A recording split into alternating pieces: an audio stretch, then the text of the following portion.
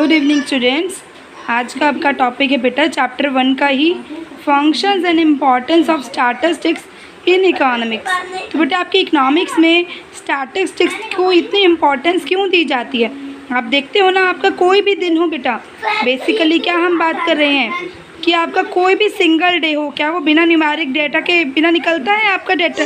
क्या दिन वो, जैसे मान लीजिए कोई पर्टिकुलर दिन है आपका और आप उसमें पैसों का लेन देन भी करते हैं, आप उसमें अगर आप स्टूडेंट हैं तो आप पढ़ाई भी करते हैं, आप क्लास में जाते हैं, ठीक है, आप न्यूमेरिकल डेटा के मैथ्स करते हैं आप, और अगर आप बिजनेसमैन हैं तो आप क्या करते हैं भाई, रोज़ आपका पैसों का लेन देन भी होता है, आप एवरेजेस भी निकालते हैं, आप सब कुछ वहाँ पर आप जो है अपना काम करते हैं, ठीक है ना। तो इसीलिए बेटा आपकी स्टैटिस्टिक्स जो है आजकल सबसे ज़्यादा ज़रूरी है। जैसे मान लीजिए कोई यूनिवर्सिटी है, कोई ऑफिस है, क्या वहाँ पे कोई भी ऐसा दिन चाहेगा कि डाटा का कोई काम ना पड़ा हो, कोई भी न्यूमेरिकल वैल्यू का कोई भी काम ना पड़ा हो?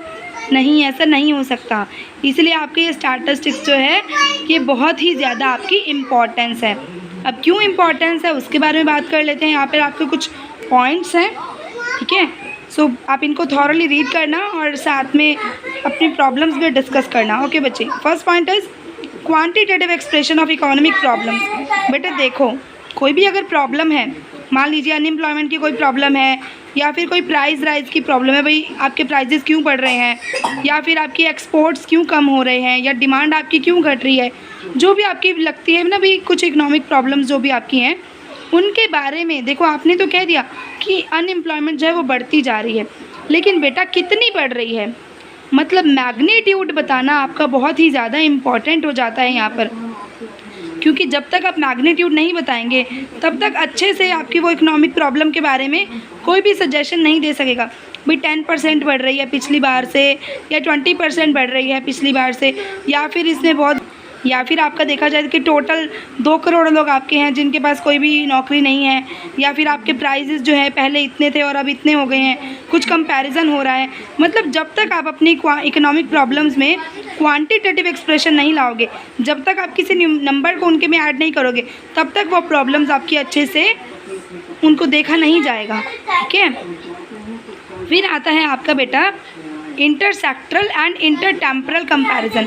ये इंटरसेक्टरल क्या है बेटा, इसके बारे में देखो कि इंटरसेक्टरल का क्या मतलब है कि आप, इंटर का मतलब होता है विद इन, तो विद इन सेक्टर्स अगर हम देखते हैं, हम कोई कंपैरिजन्स करते हैं, जैसे आपके अलग अलग सेक्टर्स हैं आपकी कंट्री में, आपकी इकोनॉमी में अलग अलग सेक्टर कौन से भी, प्राइमरी सेक्टर है, सेकेंडरी सेक्टर है, टर्शरी सेक्टर है।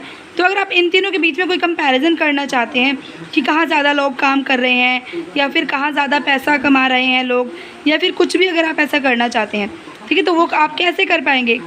कंपैरिजन जो आप करेंगे आपको उसके लिए क्या चाहिए, स्टैटिस्टिक्स की ज़रूरत है आपको, अदरवाइज़ आप ये नहीं कर पाएंगे, ठीक है। ऐसे ही अगर इंटर टेम्परल की बात करते हैं, टेम्परल मतलब आपका टाइम, तो विद इन टाइम आप कोई भी कंपैरिजन करना चाहते हैं, जैसे मान लीजिए रूरल और अर्बन अनएम्प्लॉयमेंट की अगर हम बात करते हैं तो क्या होगा भाई, आप मान लीजिए ना कि 2011 में आपकी रूरल अनएम्प्लॉयमेंट इतनी थी, इतने पर्सन्स थे जो आपके अनएम्प्लॉयड थे, फिर 2014 में देखा जाए तो वो उससे इतने बढ़ गए, इतने इंक्रीज़ हो गए।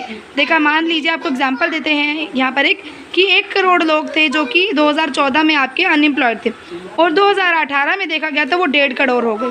तो यहाँ पर इसका क्या मतलब हो गया कि आपका 50 लाख लोग जो है अनएम्प्लॉयड जो है वो बढ़ गए हैं, है ना। तो ये आपको टाइम 4 साल के बीच में आपने कितना यहाँ पर देखा कि आपकी अनएम्प्लॉयमेंट कितनी बढ़ रही है, या फिर ऐसी कोई और चीज़ है जी, प्राइस कितना चेंज हो रहा है, या फिर ये सब चीज़ें क्या हैं, इसको हम बोलते हैं इंटरटेम्परल कंपैरिजन। ओके, आफ्टर दैट है आपका working out cause and effect relationship. बेटे देखो, आपकी इकोनॉमिक्स में क्या होता है, कॉज एंड इफेक्ट्स हमको देखने पड़ते हैं कि प्राइस किसकी वजह से घट रहा है या बढ़ रहा है, या डिमांड किसकी वजह से घट रही है या बढ़ रही है, किसी भी चीज़ के पीछे कौन कौन से कॉजेज़ हैं, और उसके पीछे उसके बाद उसके लिए क्या क्या इफ़ेक्ट्स आने वाले हैं। तो ये सारी ही चीज़ें आपकी कहाँ पता चल सकती हैं, आपकी स्टैटिस्टिक्स की वजह से ही पता चल सकती है ना।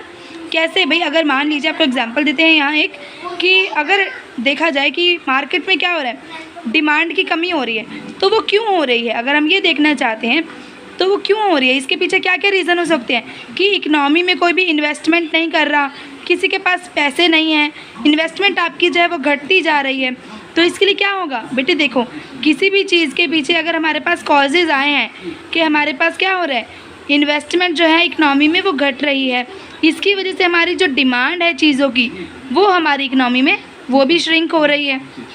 ठीक है, तो इसका इफ़ेक्ट क्या होगा, इसकी वजह से आपकी जो इकनॉमी है वो अच्छे से ग्रोथ नहीं कर पाएगी, क्योंकि अगर किसी भी इकनॉमी में अच्छे से ग्रोथ करनी है तो उसके लिए इन्वेस्टमेंट बहुत ज़्यादा ज़रूरी है। ठीक है ना, तो हर चीज़ के पीछे क्या है, जितने भी इफ़ेक्ट्स किसी भी चीज़ के पीछे हैं, कोई भी कॉजेज़ हैं, तो किस किस तरीके से उस प्रॉब्लम को सॉल्व किया जा सकता है, वहाँ पर सजेशंस क्या क्या दिए जा सकते हैं, वो सभी आपके ओनली एंड ओनली स्टैटिस्टिक्स के थ्रू ही पता चल पाते हैं। आफ्टर दैट आपके कंस्ट्रक्शन ऑफ इकोनॉमिक थ्योरीज और इकोनॉमिक मॉडल्स। ये इकोनॉमिक थ्योरीज और इकोनॉमिक मॉडल्स क्या होते हैं, ये होते हैं बेटा आपके ऐसे कुछ थ्योरीज बनाई जाती है इकोनॉमिक्स में जिनको आप हमेशा याद रखते हैं। जैसे आप देखते हैं ना कि प्राइस अगर बढ़ता है तो डिमांड घटती है, और प्राइस अगर घटता है तो डिमांड बढ़ती है। तो ये क्या है, ये आपका इन्वर्स रिलेशनशिप है आपका बिटवीन प्राइस एंड डिमांड। तो ये सारी बेटा आपकी थ्योरीज होती हैं। जैसे अगर आप दूसरी चीज़ देखते हैं कि अगर मार्केट में प्राइस बढ़ता है तो सप्लाई भी बढ़ती है, अगर प्राइस घटता है तो सप्लाई भी घटती है। तो यहाँ कैसा रिलेशनशिप है, यहाँ आपका पॉजिटिव रिलेशनशिप है। ठीक है ना, तो किसी भी चीज़ के बारे में कोई भी थ्योरी अगर बनाई जाती है इकोनॉमिक्स में, उसको हम बोलते हैं आपकी इकोनॉमिक थ्योरीज, जिनके बेसिस पर आप कोई भी रिलेशनशिप्स बनाते हैं या कोई भी काम करते हैं। ठीक है, बाकी के पॉइंट्स बेटे नेक्स्ट वीडियो में डिस्कस करते हैं।